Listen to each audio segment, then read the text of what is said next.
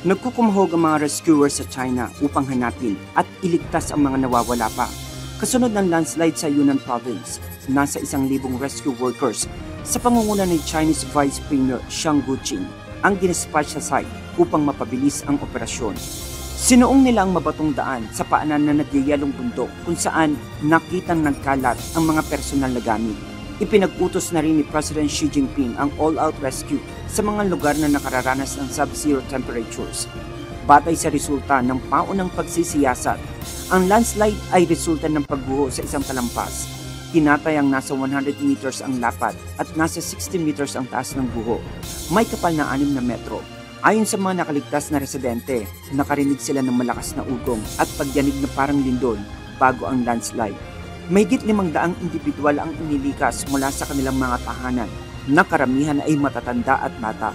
Samantala, pagkatapos ng landslide ay nagkaroon naman ng magnitude 7 na lindol sa Wuxi County.